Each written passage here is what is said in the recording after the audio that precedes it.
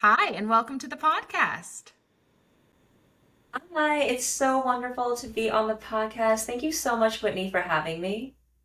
Yeah, absolutely. And I think the timing couldn't be better. You're in a new iteration of your career and your businesses. So I'm excited to learn more about your offerings right now and how you kind of found your niche as an astrologer and spiritual practitioner. Yes, so I am a career astrologer, and I also will act as a fractional chief mindfulness officer for organizations as well, hosting various types of wellness and mindfulness workshops and programs. But today our focus is on the career astrology component. So I've had my business for almost 5 years now, and I've just gotten into this particular niche and space the last 2 years. When I started this business, I did a lot of events around holistic wellness, spirituality, and over the years, I have really found astrology to be one of my more favorite tools. And so a couple years ago, I started learning more about astrology, and specifically, I found it to be very helpful in understanding about my career and how to operate a business. So this is what I share with my clients now, whether they're going through a career pivot or they want to start their own business. Astrology just has such a wealth of information from your gifts and talents, like when it's good to launch something, when you're going to experience friction in your career or a business if you're starting a business. So there's just I could talk on and on about how astrology is helpful. So, how did it serve you in helping you figure out the pivots that you needed to make in your own business and career? It's so funny because it was after I did my bridge jobs, my pivots, that I realized oh, these are the ways that I would have used astrology at that time. Because let's say we're looking at the nodes. Your north node is about your purpose, what you're meant to be doing in this lifetime. Your south node is things that you're familiar with. So oftentimes people feel very frustrated in their careers, or they're just like, I don't like this job. It's easy money, or I know what to do, but it's not fulfilling. It's because they're stuck in the south node aspect. Where they're for me, my south node is in Virgo. So anything operations oriented that requires me to be very organized, just very detail oriented, very grounded, very practical. Again, working in operations behind the scenes. It's not that I don't have these skills and I can do these things, but that's not where I'm going to be feeling very lit up. Where I'm feeling lit up is going to be more creative, very imaginative, working in spirituality, working in music or art, healing, and really listening to my intuition and finding that flow state rather than being very methodical, very focused on getting specific tasks done. And that is the difference. Between my north node and my south node. And so when I got my bridge job, which I don't know if I've ever heard of anyone kind of refer or use that term bridge job. But really what it is something that helps you move from where you are to where you want to be. And when you're looking at your north node and your south node and you combine these two aspects, it makes for a beautiful bridge job. So only after the fact, when I realized, oh, before I started Woo Woo Company, I had an e-commerce business. And it was I was running the marketing component, also operations. It was my first full time dive into entrepreneurship. So it was a great blend of needing to get us organized, but also I had a lot of creative freedom. Right. I went into a new area, operations, which I haven't done in that capacity as a COO. I did all the marketing as well. So it was a perfect bridge job to get me to this business. I think bringing up bridge jobs is such a great and important point because we often visualize and can see and dream about who we want to be and what that life or job or career looks like, and we Yeah. can't figure out how to get there. And that's realizing that there might be a job or two in between in order we Yes. can realize that. And I think that's super helpful for when people just are so overwhelmed by how to get there, is reminding them that there are some spots you can settle in between, and then Yes. using astrology to help find those spots in the in between. Because for everything else, like it's like as an example, let's say you like want to eat healthier, but you all you eat is McDonald's. And you're like, okay, today I'm only gonna be vegan and gluten free. Like, no, it doesn't work. These like small, small steps. Just like if you're going to the gym and you're looking to increase your muscle mass or lose weight, it's not gonna happen overnight. It takes time, but so often we feel the pressure, Whitney, to just like know, like just to make that transition very quickly, especially when it's related to career, because for better or for worse, right now in America, like we really relate identity to our career Mhm. and career to our identity. But that's not necessarily true. Your job is not who you are, it's just one aspect, one vehicle, one channel for you to really fulfill and live out like your soul's purpose, what you're meant to be doing in this lifetime. But it's very difficult for us to kind of like separate these two things. Is there a particular age or marking in a chart that lets you know when you're going to start to get squirmy and restless and need a change in your career? Yeah, so right now we're the in the age of Aquarius, like there is also a lot of self-actualization and spiritual Mm. awakening happening. So I think that people are pretty feeling pretty antsy all around and being like, is this the right thing? Am I doing the right thing? But specifically in your late 20s. So remember your late 20s. Remember it was kind of like a roller coaster. I'm gonna look up your I mean, when I was 29, I moved across the country from Los Angeles to Washington, D.C., and I couldn't go back to a desk job.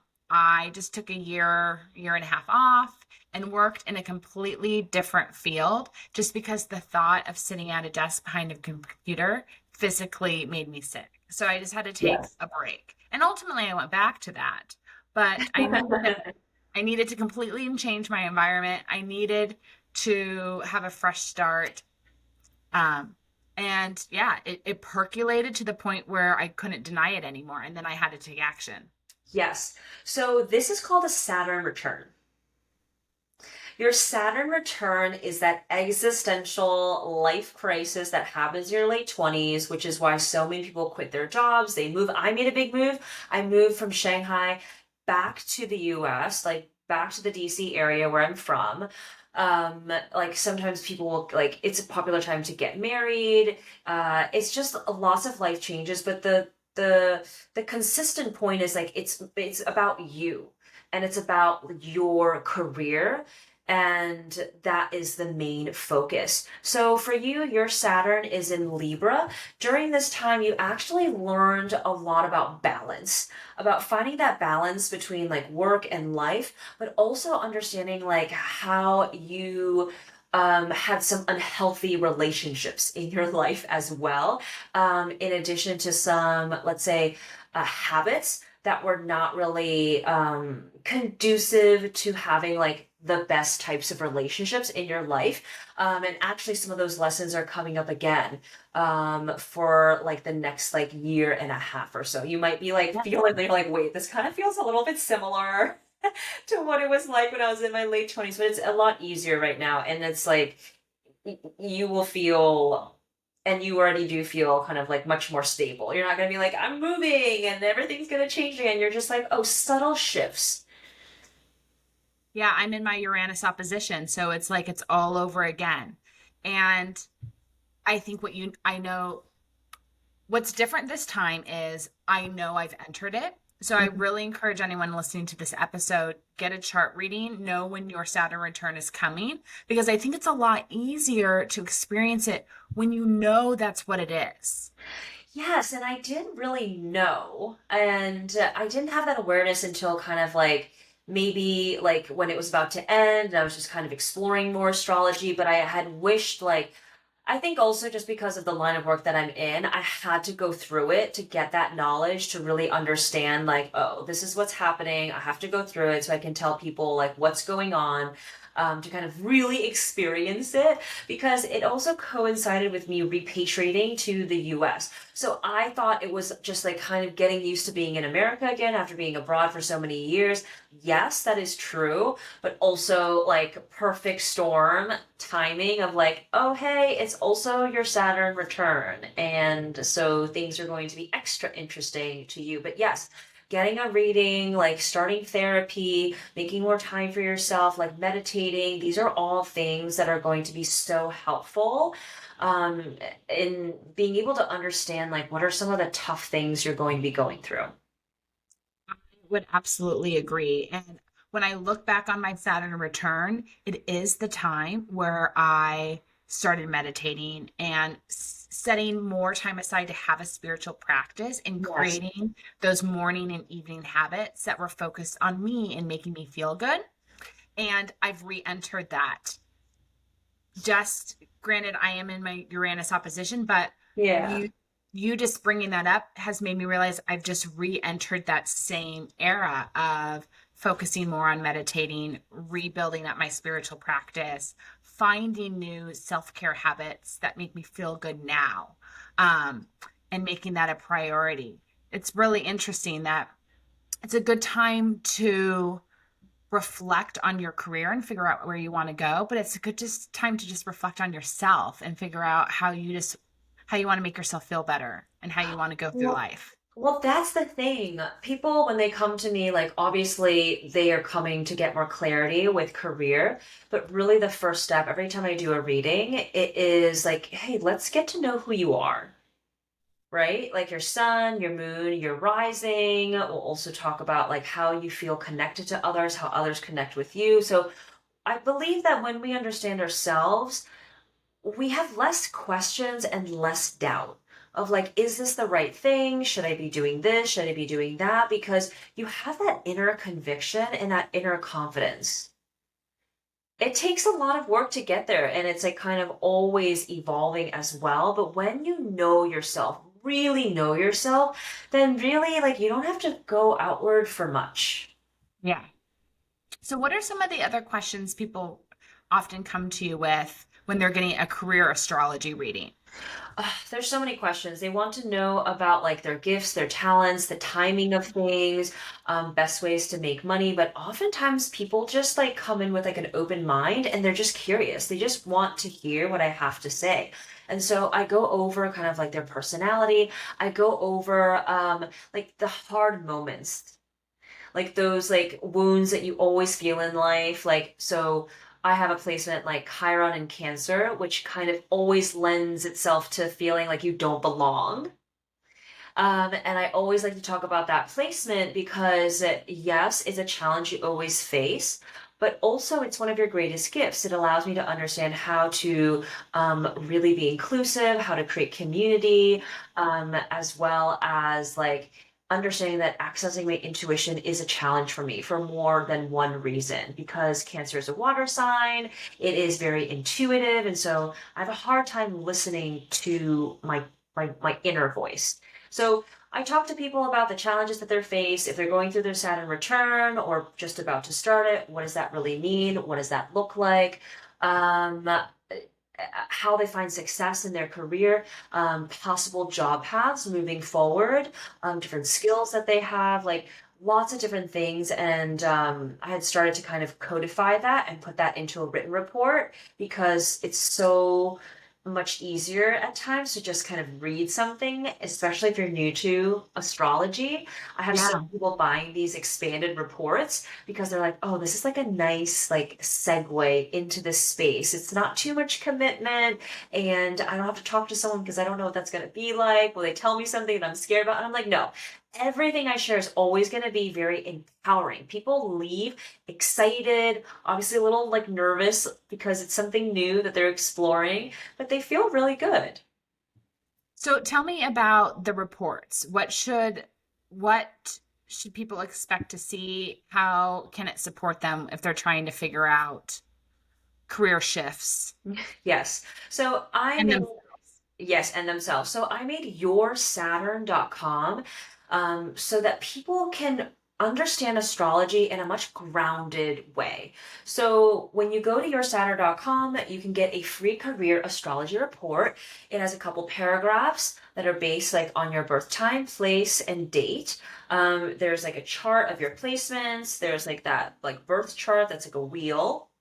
But really, for those who are newbies, just reading those three paragraphs will allow them to understand themselves better. So it's like, I am this type of person. I communicate in this way. It's like a Mad Libs.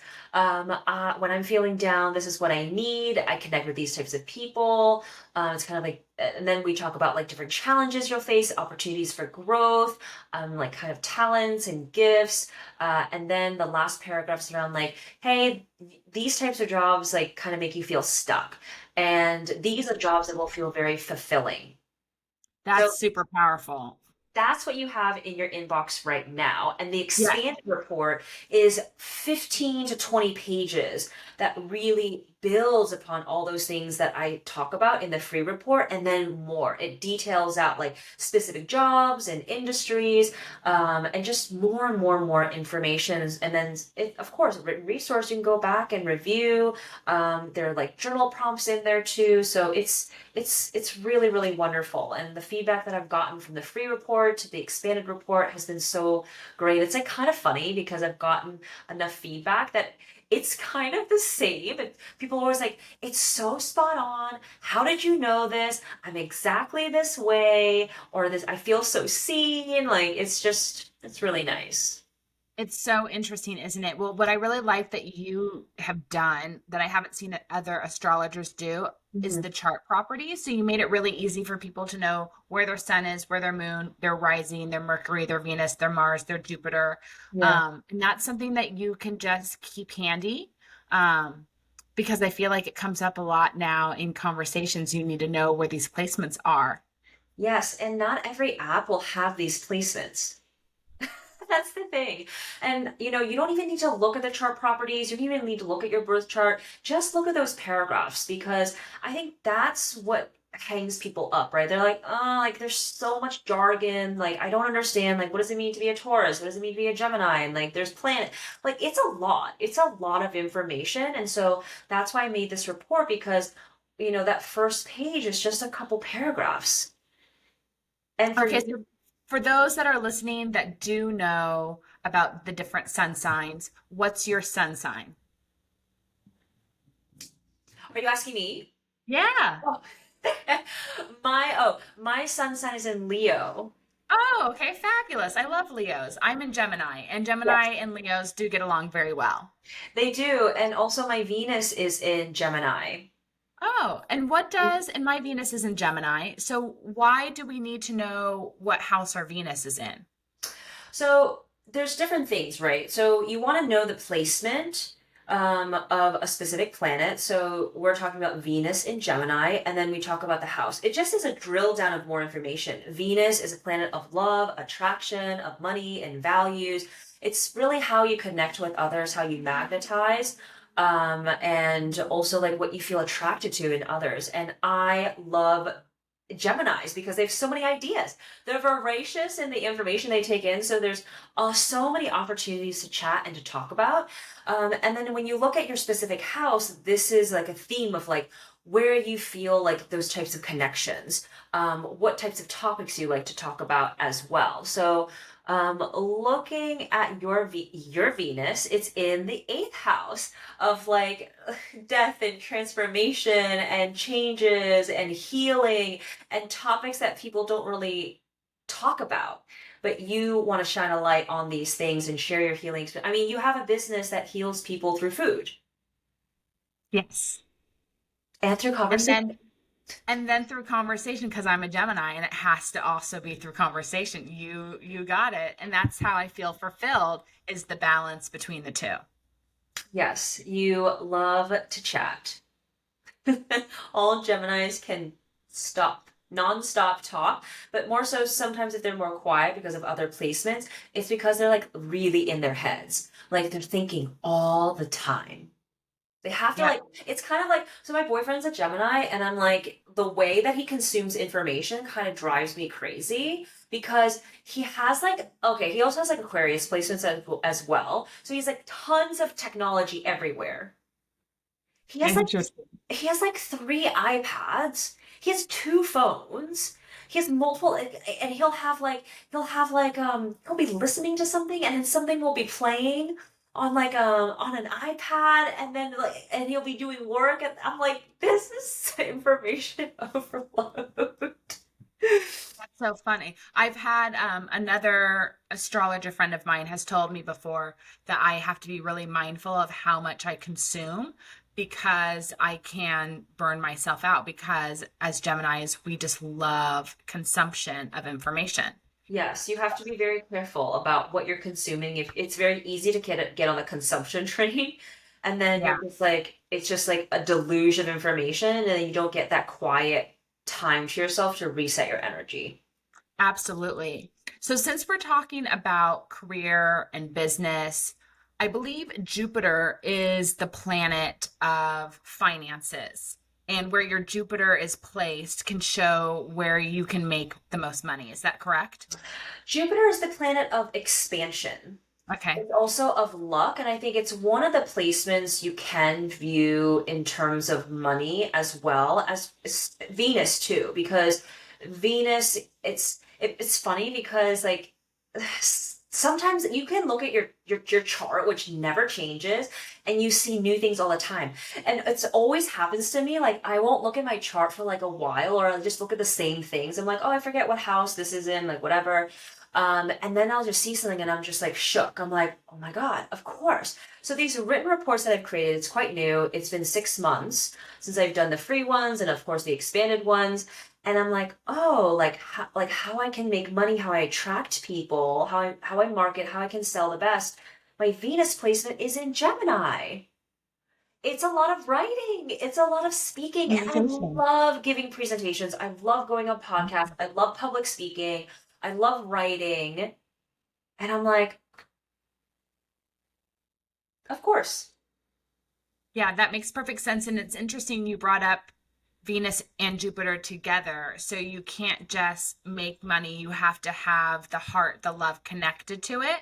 And that's what I consistently hear. So I went to a Dr. Joe Dispenza conference not too long ago, Oh my God, and he amazing. kept talking about that, you can focus your meditation and be in your head, but until you move your heart into the meditation, your heart is your center of creativity.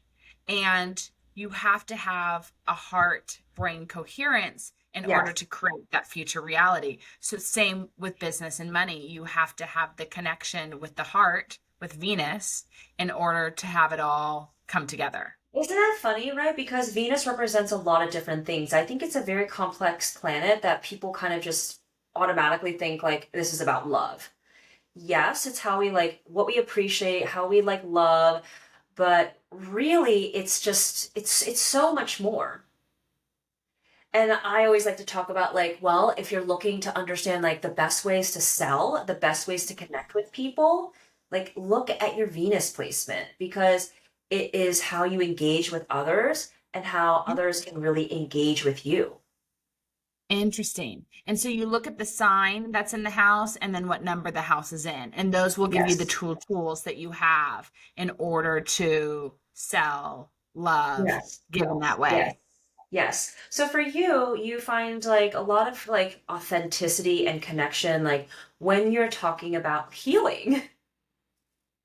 And really kind of like the different ways that you've healed, the different modalities that you've like adopted, what you found is like very powerful for you.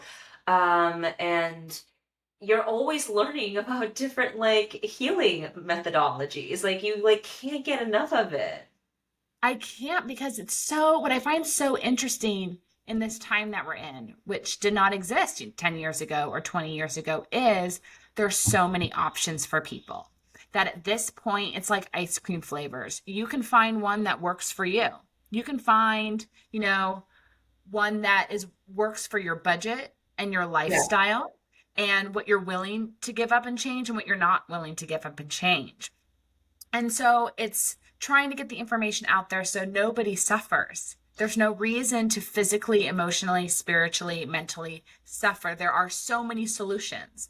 And one can Yes. simply be an astrological reading so you can better understand who you are, the gifts that you were blessed with, and all the paths that lay ahead for when you can't see them that exists. Yes. If you don't want to put any thought into it and you just need to relax into your healing, there's places where you go that you can just lay down on mats that have frequency and that can Yeah. help shift you, right? Like you can Yes. go and take a walk in nature. That's free. That will shift you. Just there's so much There's out there right now. there is a lot, and I have so much to say about like the commodification like of health and wellness because it is a lot of the things are free, but like when you pay money, you're saving time because Yes. you don't have to do all these things. You have someone else. But honestly, like I mean, books are free. Yes. You can get a Libby app, and you can get all these books like that. You can talk about like Buddhism. You talk about like all the different like philosophies. Like this stuff that we're talking about now is not new. This has been Yes. talked about for thousands of years. It's kind of just like repackaged, remarketed, in a way that makes sense for like the modern age that is kind of like shinier and prettier, more attractive. But really, we are all talking about the same things. We're talking about authenticity. We're following our truth. We're listening to ourselves. We understand like we are all connected. And then, what does energy mean? Like it's just every single healer will talk to you about the same thing, listening to yourself, getting to know yourself, like, finding quiet moments so that you can be very clear about your next steps. It's just the vehicle is different. And I think it's important because everybody will relate to someone in a different way. And like 100 people can talk about the same thing. Let's say they're all astrologers, but they talk about it in a different way. And that subtle difference is very important because that might be the difference someone needs to have their aha moment. Exactly. And I think with that, it's also alignment and timing. Yes. And you can hear it over and over again, but it might not be the right time for Yes. you to be able to connect the dots.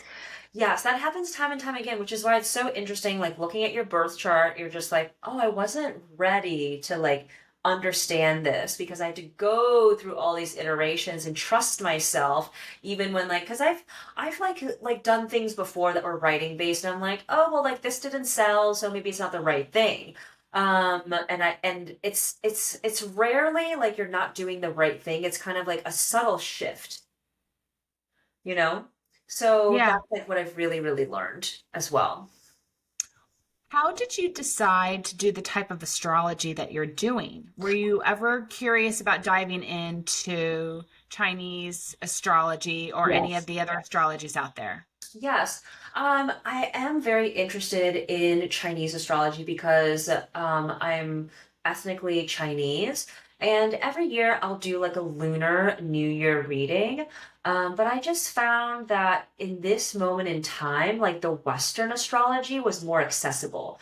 More people were talking about it. It was easier to get like books, like learn about it.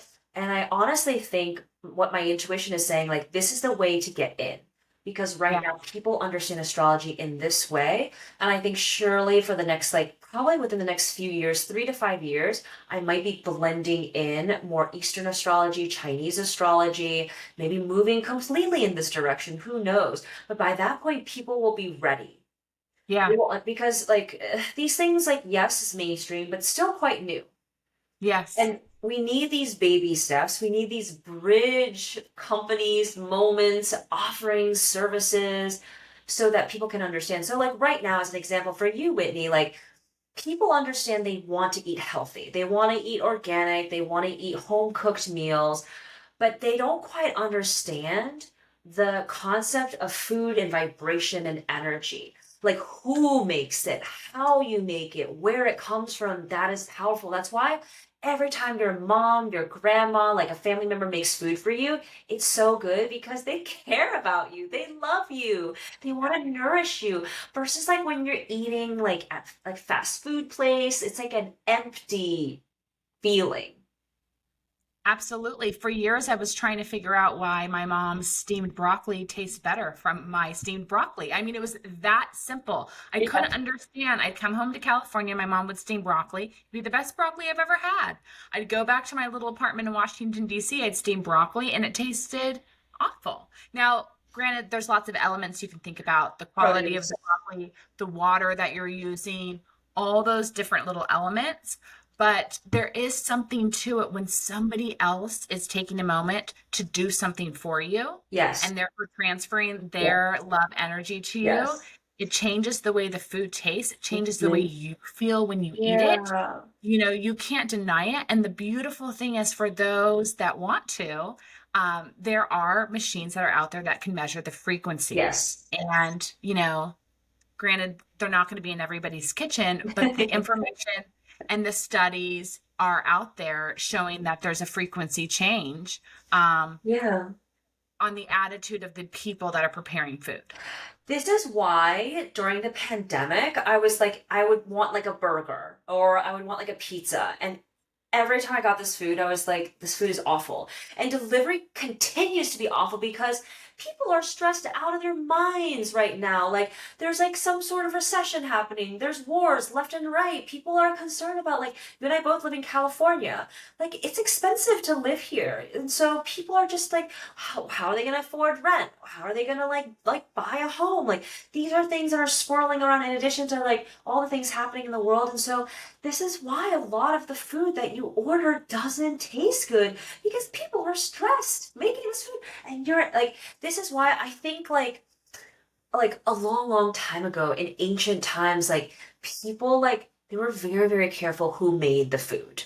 Yes, they were. And You're now we're so just like, oh, I'll just eat food from anyone. And I'm like, yes, but also even like you can even go to a Michelin starred restaurant and the food not be good because they're so focused on precision. There's no heart in the food. This is absolutely true. So I have a place in LA, I won't say the name, that I love eating. It's like I always grab lunch there when I'm in LA. Wait, As can you you come probably to LA? Can we go? Oh, yes, yes, absolutely. So there's this one place I always eat at whenever I'm in LA because it's my favorite. And Mm-hmm. during 2020 and 2021, every time I go there to get my usual food, the food tasted awful. I had no, Mm-hmm. it tasted awful. And now it's back on track and tastes amazing again. But there was a time period, and I knew it was, my assumption was, it's just the people that are preparing this are stressed out of their mind. They feel uncomfortable being at Yeah. work. They're scared about getting sick, all the Yes. other things that are in their head. And it's translating into the food and it's not tasting the same, even though I know they're following the same recipes. So I had to give it a break for a while. And sure enough, it's back on track. Um, but it's so interesting that you bring that up, that, yeah, who prepared the food, having taste testers taste it before you ate it. I mean, there was so much going on with food, you know, not that long ago. It's also why I think when people start to learn about health supportive cooking and they start to learn that you're supposed to wash your rice, soak certain grains, Yes. cook beans from scratch, like all these little Yes. things, all the traditions of fermenting different fruits and vegetables and foods, they're like, oh, it's so time consuming. Well, that's why everybody wanted to be able to employ cooks for their home because it is time consuming. That's why, homes had people who lived there that their full-time job was preparing the food because it's time consuming. And, we've created a lot of foods for convenience, but Yes. they've given us what they've given us, not great health. So turning back to traditional foods, it's a little more time consuming. But you can't replace the health benefits, and you also Yeah. can't replace how it can support your spiritual practice. I think people Yes. are starting to realize, and that's my goal, is that if they want to open up their third eye, trust their intuition more, Yeah. feel better in their body from a spiritual perspective, the Mm-hmm. food they eat plays a role in that. Yes, and so like you can't automatically just jump into that first. because it's just too big of a jump. So you do the baby steps, like, and then people inevitably like, wow, like Whitney's food always tastes so great. Like the recipes she has are really great, and I don't know why. And then they start to kind of like you're able to share more of like, well, it's because like I have an intention, like I source from like these types of places, but also like I have an intention when I make this, whether it's like a recipe or food that's like delivered to someone, like, and then people start to realize, oh yeah, there's an energetic quality, there's an energy transference. But baby steps. People want to eat healthy now. They want to eat organic. They want to kind of they understand that like food is fuel, and then they'll understand kind of the next level of what that means. Yeah, intention is everything. And I would love to know, how do you prepare yourself to do readings for your clients or to put together people's charts? Do you have Yeah. to like mentally or physically kind of prep yourself for going into that type of work mode?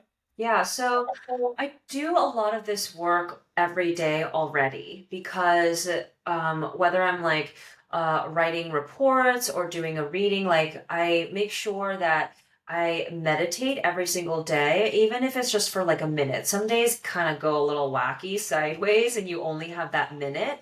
I'm very aware of like when someone has bought a reading or a report, like this is something that they treasure. So I really am like, okay, like let me make sure like I look at their charts so they like for like those written reports, like add in some extra information for them. And if it's like a reading, like really kind of like before like I'll set intentions. The intentions are always the same as well. But when we do the reading, I always do a grounding meditation. And I really speak from my heart to their heart.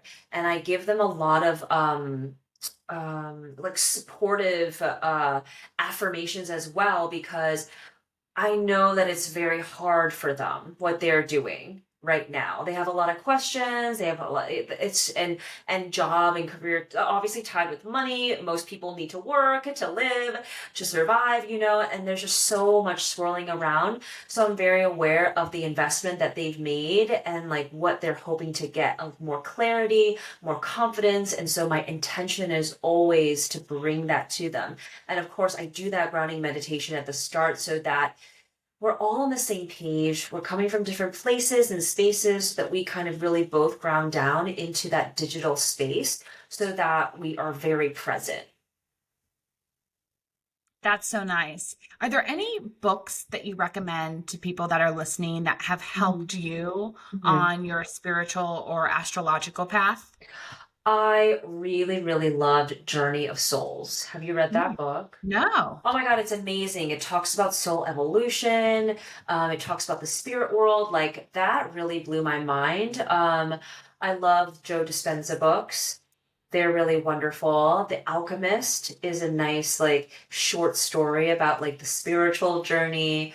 My friend Nikki Novo just released a book. I'm a bad friend. I can't remember the title of this book, but she only has two books out. It's the second book that she released just a couple months ago, and I think it's wonderful for those who are new to their spiritual path. And yeah, it just because she comes from like a traditional background, as well as the types of jobs that she's had, and now she's like a spiritual guide, teaching lots of other people how to open up their spiritual psychic gifts. So these are some books that I've really found to be quite powerful. And I'll send you the title of this other book that I really like. It's a Taoist book of like different like stories. And every time in those books that are like spiritual, philosophical, religious, I always like to just flip and then open, and that's Oh, like what I need to receive. I love a book like that. I do too. And I always get, I mean, there's like literally 10 stories in there that I've like read time and time again. It was gifted to me by a friend. And like each time I open, I'm like, yes, this is the story. This is the message I need to hear. Yeah, we all need certain reminders over and over again, until it really seeps in that we don't need that reminder anymore. But it always really helps. I've gone through phases where I've had quotes on mirrors or quotes on my wall, and then I I have take that them right off. now. And I just added one like a week and a half ago. Like, I was sitting and talking to a person, one of my personal chef clients Hmm. about, his life journey and how he got to where he was today. And he told me what he says to himself every morning. He says this one positive affirmation. He's been saying it to himself since he was in high school. And his life and career is to be admired. So Are you gonna I tell wrote that us? down. Oh, yes, he told me that every morning when he gets out of bed, he tells himself something great is going to happen today, and I'm going to make something great happen. The power of intention. Yeah, and I mean, he has lived an amazing life, and I mean, his career has been amazing. His success has been amazing. And Hmm. he just naturally started saying that to himself, you know, 40 years ago. I mean, that's amazing. No book Yes. told him to do it, no guru told him to do it. Hmm. Somewhere in him, something told him that he needed to remind himself every day that something great was going to happen to him and that he was going to make something great happen. Okay. And yeah, I just wrote it down on a big piece of paper, right?